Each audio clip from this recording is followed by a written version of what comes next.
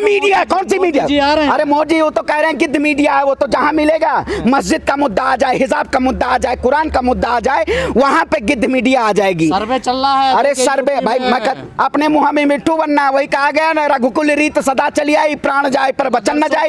इनके वचन, इन्होंने राम के नाम पे इन्होंने सत्ता में आए, राम को इन्होंने बेचने का काम किया, राम मंदिर के नाम पे घोटाला किया। क्या वाकई में ये सरकार जाति धर्म और मजहब से ऊपर उठे इस देश के लिए और राष्ट्र के लिए काम करना चाहती है? राष्ट्रवाद का जो ढिंढोरा पीटा जा रहा है, ये राष्ट्रवाद के नाम पे देश को कंकाल बनाने का ढिंढोरा पीटा जा रहा है। आज पूरी तरीके से जनता का आक्रोश है और पूरी तरीके से आने वाले समय में जनता सड़कों पे उतरेगी और सरकार को मुंहतोड़ जवाब देने का काम करेगी।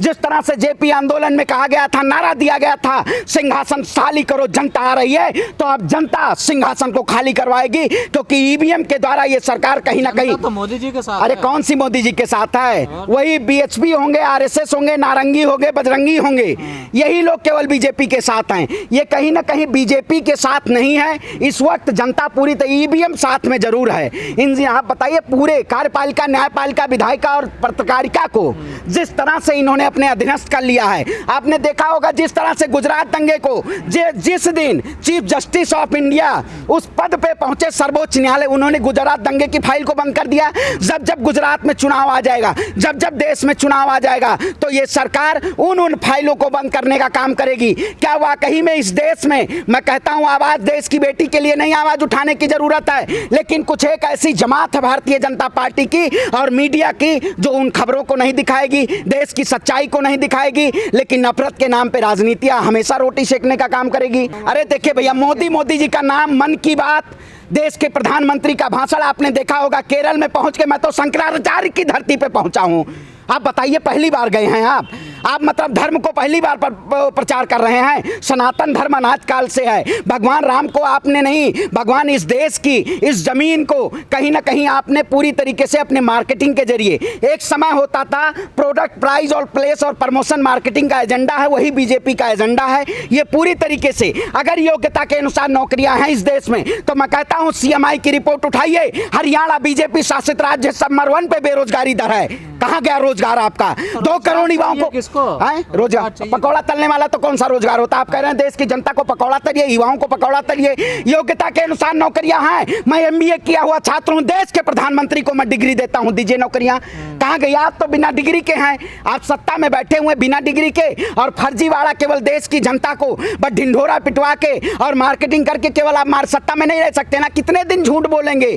आए दिन झूठ पे झूठ। वही कहावत है कि हमेशा झूठ नहीं चलता है। ये सरकार, अच्छा लग रहा है, जनता को कुछ नहीं अच्छा लग रहा। जनता को केवल वो जो नागपुर से एक अफीम तैयार करके देश की जनता के सामने परोसने का काम किया जाता है। देखिएगा गुजरात चुनाव जैसे आ रहा है, ये पूरी तरीके से आरएसएस ये पूरी तरीके से एजेंडा तैयार करके और गुजरात चुनाव को धार्मिक मुद्दा बनाना चाहती है। मैं गुजरात की जनता से कह देता हूं कि आप लोगों को सतर्क होने की जरूरत है, क्योंकि बीजेपी जब जब इस देश में, आपने देखा होगा उत्तर प्रदेश में मदरसों का सर्वे होने लगा, आपने देखा होगा असम में मदरसे पे बुलडोजर चलने लगा। बुलडोजर की अपार सफलता। भारतीय जनता पार्टी ये नहीं फैसला कर पा रही है कि आप बताइए सर्वे, मैं कहता हूं पूरे देश में सबका सर्वे होना चाहिए। आप गुरुकुल का भी सर्वे करवा दीजिए, बेहतर शिक्षा बेहतर स्वास्थ्य दे दीजिए। अगर सरकार कहती है कि मदरसे के सर्वे के बाद मैं बेहतर शिक्षा और बेहतर करिकुलम देना चाहता हूं, तो मैं कहता हूं गुरुकुल का भी जो 6500 गुरुकुल हैं उनका भी सर्वे करवा दीजिए। आरएसएस के कार्यालय का सर्वे, आतंकवादी बनते हैं ना। अरे आपको मदरसों से मौलाना अब्दुल कलाम, देश के पहले शिक्षा मंत्री मदरसे से ही पढ़े हुए थे, उन्होंने खुद अपने उसमें कहा है। पर उन्होंने बात बताइए, मदरसे से पढ़ा हुआ देश का आतंकवादी होता है? मैं कहता हूं अगर क्यों जोड़ा जा रहा है? देखिए कनेक्शन आपको कहता हूं। अभी सिंधे जी आए, आरएसएस के प्रचारक थे,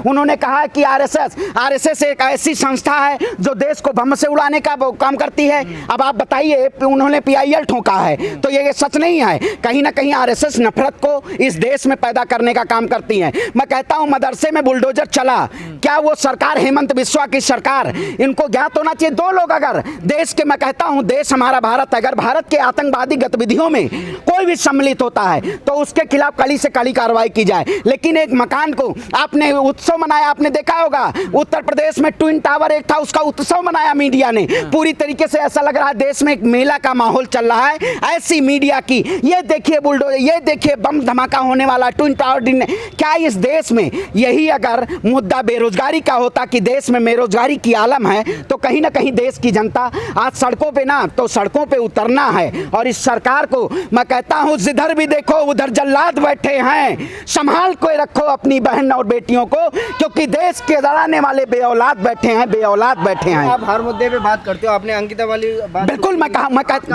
देखिए मैं कहता हूं इस देश में कानून है, न्यायपालिका है, मैं न्यायपालिका पे विश्वास करता हूं। अंकिता के साथ जो हुआ वो वाकई में वो जो किया वो कोई जाति धर्म मजहब से ना जोड़ा जाए, वो दरिंदा है। लेकिन बिल्किस बानो के भी जो 11 आरोपियों को जो कहीं ना कहीं ये सरकार फूल और मालाओं से स्वागत की है, उनको भी कहीं ना कहीं न्याय मिलना चाहिए। अंकिता को और बिल्किस बानो को, दोनों देश की बेटी हैं, दोनों को न्याय मिलना चाहिए। लेकिन ये सरकार अगर बिल्किस बानो पे मुद्दा नहीं बनाएगी और अंकिता पे पूरे देश में हिंदू मुसलमान का एक प्रचार किया जाएगा, तो ये प्रचार करने की जरूरत नहीं है। मैं वही दर्द हमें है, मैं कहता हूं जो लोग ऐसा कुर्कित करें अगर देश में बेटियों के साथ, बहनों के साथ, लेकिन आप एनसीआरबी का डेटा नहीं देखेंगे। उत्तर प्रदेश जिसको कहते थे जीरो टॉलरेंस की सरकार, जो सरकार को कहते थे आप बेटी बचाओ बेटी पढ़ाओ का नारा, जिस प्रधानमंत्री ने लाल किले के प्राचीर से 83 मिनट में महिलाओं के भावुकता दी, क्या उस देश के प्रधानमंत्री से आप सवाल पूछेंगे कि इस देश में 2021 के बाद सबसे ज्यादा महिलाओं की, सबसे ज्यादा बहनों की और बेटियों की सबसे ज्यादा सुरक्षा का सवाल उठा है? गुजरात में आप जाइए, एनसीआरबी का डेटा उठाइए, सबसे ज्यादा जेल की सलाखों में लोगों को मौतें हुई हैं। ये खबर आप नहीं दिखाएंगे। तो मोदी जी कर तो रहे हैं सुरक्षा की, कौन सी सुरक्षा कर रहे हैं? महिलाओं की देखिए रोने, आप बताइए सुरक्षा लाल किले से कहा। तो उसी दिन जिस दिन देश का आजादी का 75वां स्वतंत्रता दिवस लोग मना रहे थे, उस दिन देश के प्रधानमंत्री और गुजरात की सरकार आरोपियों को रिहा करने का काम कर रही थी और फूल मालाओं से लड्डू परोसा जा रहा था। तो कहीं ना कहीं सरकार को ये जो सत्ता में बैठी हुई है, ये चोला पहनने से और चंदन लगाने से देश की जनता को ज्यादा दिन नहीं लूट सकते हैं। ये बहुरूपिये हैं और बहुरूपिया जब तक सत्ता में रहेंगे तब तक देश के लोकतंत्र को खतरा है और देश के लोकतंत्र को बचाना है, तभी बीजेपी को सत्ता से बाहर करना। बीजेपी आने वाले समय में इस तरह से चली जाएगी जिस तरह से भगवान राम 14 वर्ष का वनवास चले गए थे, उसी तरीके से ये सरकार वनवास पे चली जाएगी। अब इसका ठिकाना केवल जंगलों में है और वनवास में होगा। मैं कहता हूं 5 लाख करोड़ अडानी को और बैंक लोन दे दे और ये और अमीर बन जाए। क्या अंधभक्तों वाली बात करते हैं आप? देश में जिस तरह से दयनीय स्थिति है, देश में जिस तरह से परिस्थितियां हैं, क्या भारतीय जनता पार्टी उससे नदारत है? क्या वाकई में आज देश में उठाइए आज विभिन्न मुद्दों को, आप उठाइए एनसीआरबी का डेटा, आप उठाइए सीएमआई रिपोर्ट का डेटा। क्या भारतीय जनता पार्टी इस देश की जनता को त्राहिमाम करने का काम कर रही है? नहीं कर रही है। जिस तरह से आज देश के आम जनमानस, महंगाई की बात हो, बेरोजगारी की बात हो, शिक्षा की बात हो, स्वास्थ्य की बात हो, जिस तरह से आए दिन एक निचले पायदान पे देश को ले जाया जा रहा है और देश के प्रधानमंत्री मौन हैं। मैं प्रधानमंत्री से पूछना चाहता हूं, क्या आपकी सरकार के शासनकाल में जब स्मृति ईरानी इस देश के जब महंगाई होती थी तब कहती थी महंगाई तो डाइन खा जा रही है, आज का महंगाई डार्लिंग बन गई है या भौजाई बन गई है भारतीय जनता पार्टी की? मैं स्मृति ईरानी से पूछना चाहता हूं, क्या वाकई में इस देश में भारतीय जनता पार्टी देश में जिस तरह से सत्ता पे काबिज होके बड़ी बड़ी ब्रांडिंग करके कि बड़ी बड़ी अर्थव्यवस्था, आपने देखा होगा आज दिखाया जा रहा है भारत विश्व की 5वीं अर्थव्यवस्था है, जीडीपी माइनस में है और देश की सरकार कह रही है 5वीं अर्थव्यवस्था। आप बता दीजिए, अडानी का इन्फ्लेशन बढ़ता जा रहा है, देश में सरसों तेल और कड़ुआ तेल, अरे सुनिए, गर्व होना चाहिए। कौन सा गर्व होना चाहिए? आप बताइए। देश की जनता का आप खून चूसने का काम किए हैं, देश की जनता को आपने जमीन पे लाके खड़ा कर दिया है। कहते थे हवाई चप्पल को हवाई जहाज पे बैठाएंगे, अरे क्या हवाई जहाज पे आप बैठाए? आपने तो गरीबों के घर से रसोई का गैस सिलेंडर भी छीनने का काम किया। क्या वाकई में ये सरकार इस देश की जनता के साथ खड़ी? आप बता दीजिए। लेकिन देश में जिस तरह से स्ट्रीम मीडिया मंदिर और मस्जिद का मुद्दा दिखा रही है, ये कहीं ना कहीं आप देख लीजिएगा आने वाले समय में अमीर और गरीब के बीच में जिस तरह से खाई है, वो कहीं ना कहीं पूरे देश को एक ऐसे गर्त में लेके जा रही है। इसके लिए हमें जागरूक होना पड़ेगा और देश की जनता को एक साथ होकर मुकाबला करेगा बीजेपी का। मुकाबला कौन? अरे भाई मुकाबला मैं कहता हूं जनता है, जनता जनता के जनादेश से सरकारें बनती हैं। कहीं ना कहीं ये सरकार पूरी तरीके से अपने लोकतंत्र पे कब्जा करके, स्ट्रीम मीडिया में आपने देखा होगा अंजनाओं का से मोदी जी को आज महंगाई पे माना ही रह रहा है। मैं कहता हूं एक समय था, सुषमा स्वराज जी कहा करती थी देश के प्रधानमंत्री 2014 से पहले थे, तो इन्होंने शायरी पर तंज मारते हुए कहा था, क्या वाकई में इन्होंने आज मौजूदा इनको शायरी वो याद आती है? ये कहीं ना कहीं सरकार केवल उन कॉरपोरेट के जरिए है। आप जाके देख लीजिए अडानी और अंबानी जिस तरह से प्रत्येक सेक्टर में, चाहे आप टेलीकॉम सेक्टर की बात करें, एफएमसीजी सेक्टर की बात करें, ऑटोमोबाइल सेक्टर की बात करें, सभी सेक्टरों में जिस तरह से अपना एम्पायर खड़ा किया। सुनिए प्रॉब्लम भाई, अब मतलब अब देश की गरीब कड़वा तेल खाए हैं, पानी छौंका कैसे मारते हैं? कड़वा तेल से मारते हैं या पानी मारते हैं कढ़ाई में? बताइए।